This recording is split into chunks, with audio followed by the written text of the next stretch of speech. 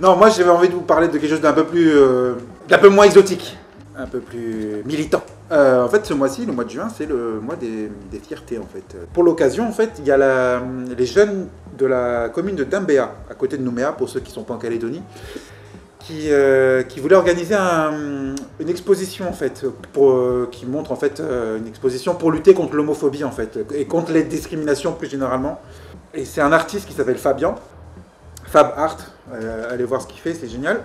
C'est un artiste d'ici en fait et du coup on s'est connus comme ça. Il m'a contacté et pour participer à cette exposition. Du coup on a une dizaine d'artistes à participer à ça. Et avant que l'expo se fasse, parce que du coup elle se fera pas pendant ce mois-là, parce que avec la paperasse, avec les mairies, etc., c'est un peu compliqué, ça se fera à partir du 5 juillet si tout se passe bien, du 5 juillet au 5 août. Et bref, et du coup, avant l'exposition, du coup, on nous a proposé, nous les artistes, de rencontrer ces jeunes-là, en fait, pour parler voilà, de notre vécu. Bon, moi, en l'occurrence, c'est un secret pour personne, je suis gay, donc j'ai pu parler de mon vécu, en fait, et Fabien aussi. Du coup, on était tous les deux à parler devant ces jeunes-là, et c'était très, très, très, très intéressant d'avoir le retour, en fait, à ces jeunes-là qui sont en a genre 20 ou 30 ans de différence, presque. Ils avaient quelle moyenne d'âge hein, non, mais ça allait vraiment, ça allait de 13 ans, je crois, à 20 et quelques années, donc c'était... Voilà, ils étaient une dizaine, on va dire, peut-être un peu moins d'une dizaine, mais là, ils étaient là et c'était une espèce de café-rencontre où vous asseyez. En fait, c'est la maison de la jeunesse à Dambéa. En fait, c'est une sorte de centre pour les jeunes, en fait, avec un point informatique, un point une librairie, machin, voilà, et où les jeunes se retrouvent. Et c'est vraiment pas mal. Et du coup, ces jeunes-là voulaient pour cette année-là, en tout cas, organiser ça, une exposition pour parler de ça. Et ça touche tout le monde. Donc, c'était une très, très bonne initiative. Et du coup, parler avec eux, je reviens là-dessus parce que parler avec eux, c'était super intéressant pour moi d'avoir leur point de vue parce que on en parlait tout à l'heure, le choc des générations, quoi. Moi, j'ai eu mon vécu, j'ai grandi je suis né dans les années 80, j'étais ado dans les années 90-2000, donc c'était pas la même chose que maintenant. Et là, je vais être super naïf peut-être pour certains, mais ça me rassure un peu d'entendre leur discours en fait, parce que certains disaient, voilà, on leur demandait est-ce que vous avez déjà été confronté à la discrimination, à l'homophobie dans votre école, dans votre milieu, dans votre famille. Et certains disaient, en fait, en gros, ils disent non, c'est devenu normal, en fait. C'est devenu... une fille nous disait, voilà, j'ai une copine dans ma classe, elle est lesbienne, voilà, elle fréquente des filles, et c'est normal. J'aime pas dire ce mot parce qu'à l'époque, donc je remonte il y a 20 ans, quand on disait que c'était gay, on fait mais t'es pas normal, tu vois. Et du coup, c'était super négatif d'associer gay et normal dans la même phrase. Et là maintenant, on est en 2021, dans la même phrase, il y a eu plusieurs discours. Et avant que je relève ça, il disait, il y avait gay et normal dans la même phrase, mais de façon positive en fait. De façon. C'est normal.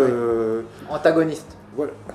Enfin, dans les années 80, dire être normal et être gay, voilà, c'est carrément à l'opposé. Alors que là, maintenant, et ça, c'est super.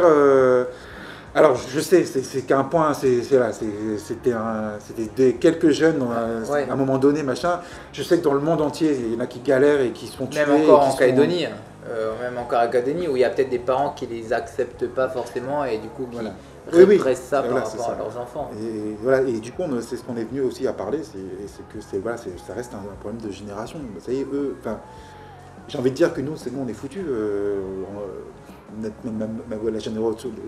La génération au-dessus est foutue, ils sont bloqués dans leur idée et on ne peut pas trop changer. Enfin, je dis pas qu'on peut plus rien faire, etc. Il y a toujours une possibilité, mais voilà, à un moment donné, il faut plus concentrer les efforts sur les jeunes et machin. C'est eux l'avenir en fait, tu vois. Et c'est comme ça que je l'ai ressenti et je suis content d'entendre tous ces discours-là. Et depuis cette rencontre avec ces jeunes, en fait, je me suis senti un peu plus...